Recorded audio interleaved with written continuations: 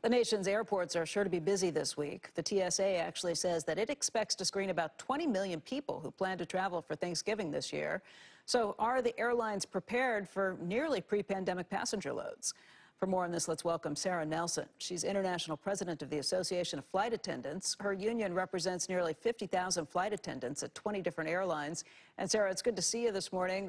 What's the answer? Are you ready? I think airlines are ready. So airlines have more crew, more staff than they had pre-pandemic if you compare it to the flight hours that they're flying. Now, airlines were staffing based on a lot of overtime hours before the pandemic, and they have had to recognize that people are just not willing to pick up as many flights because of the conditions in the air, because of the conditions during the pandemic. And they've made adjustments, and they've also negotiated with us where they didn't already have incentives for working over the holidays. They've negotiated to put those in place. They've also pulled back some of the flights that they were planning to run in order to meet the demand. And so I think that we're going to see a good holiday season, barring any major weather events. Sara, let's talk through a couple of those issues. You said flight attendants are less willing to pick up some of the overtime that they were before because of conditions in the air. Is that because of all the air rage out there? That's exactly right. So their families are saying, we don't necessarily want you putting on that uniform that has become a target and going back in, and they've really been chipped away when they go to work with all of the constant conflict on board. And I want to be really clear, Becky, once again, this is a small group of people who are persistently creating a problem in the air. But it has been pervasive, and it has been a regular experience of crew, and they're worn out. And so they're not as willing to pick up those extra hours as they were before. Do you feel like the airlines are doing enough? Do you feel like the government's doing enough to help and assist? Well, finally, DOJ is starting to prosecute, and FAA gave them their most egregious cases. We know that when people are getting convicted and going to jail, that is going to serve as a major deterrent. We are also working really hard to try to identify these issues on the ground, working with the air marshals and FBI and local law enforcement and the airports to try to get those problems off of the planes. Our flight attendants tell us that 50% of the issues were identified during the boarding process or at the gate. So if we can keep those issues on the ground, we're going to make a major dent in this. Everybody's working really hard to try to do that. And are we doing enough? The short answer, Becky, the flight attendants would say, no, make it stop. But we are continuing to work very closely with the government and with all of our airlines, and there is progress every single day. The biggest issue that we have is the pushing of alcohol in the airports. So the concessions are trying to make money off of that alcohol and advertising to-go alcohol. That is a huge problem because alcohol is the biggest contributor here. Yes. Well, they're not supposed to. Federal regulations say no, but they're sending the wrong messages to passengers. Yeah, clearly. So, Sara, when you started out, you said that hiring, staffing at least, is about at pre-pandemic levels if you consider the hours of flight time or whatever's there. Because I was going to start with that. I mean, some of the high-profile issues we've seen recently where Southwest or American or others had so many cancellations, in some cases thousands of cancellations over the course of a weekend. They said it was because they couldn't get people to those flights. And there have been a lot of things blamed, bad weather and different things. But I don't remember as many instances like this pre-pandemic. What happened? What's different? Are the airlines not staffed enough? Because that was my expectation, that, you know, I thought we were using taxpayer money to keep people on the payroll so we wouldn't run into problems like this.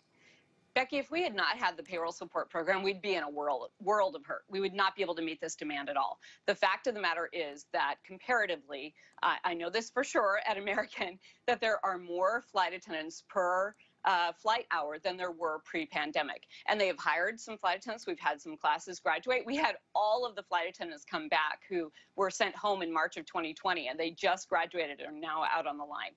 So we do have more staff than we had before, but it's an issue of how the airlines were forecasting. And previously, they were counting on people picking up those trips and those overtime hours, and that is just not happening today. Now, what American did, and some of the others have done, and some have been baked into the contracts for many years, is they put in place this incentive pay. And over the holidays, people can make as much as 300% pay. So those incentives are a really good thing to have in place right now because people need a little extra reason to pick up those extra hours and come to work. And so I think we're in good shape.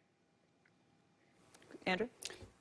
Wanted to ask you about the state of vaccines and the mandate, especially at American Airlines, which I believe has now delayed it again.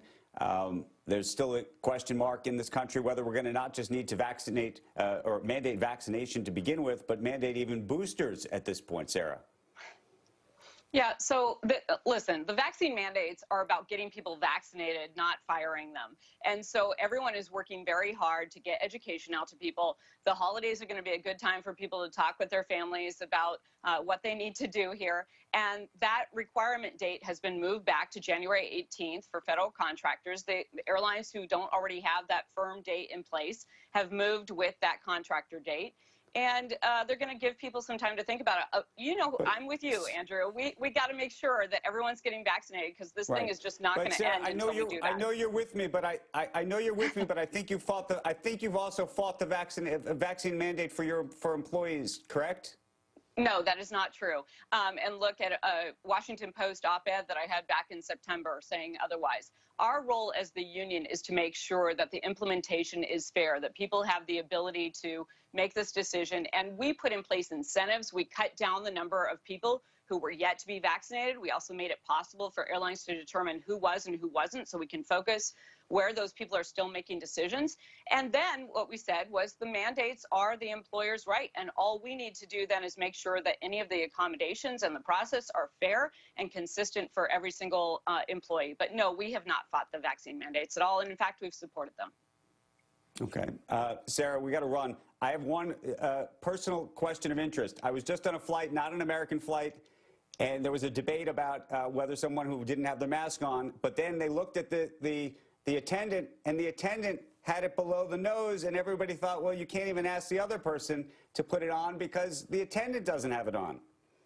What do you do? We have to model good behavior, but you're saying that was a non-U.S. airline, so, you know, I don't have a lot of control over that. But what I would say is that flight attendants, everyone looks to flight attendants for the cues about what to be doing, and flight attendants have to be modeling good behavior. And so showing everyone else how to do it. So that's what we're there to do. And I would say that is a pretty big anomaly that you experienced there, Andrew. Okay. Thanks so much. Appreciate it. Always good to see you. Happy Thanksgiving. When we come back, Happy Thanksgiving to you. We're going to show you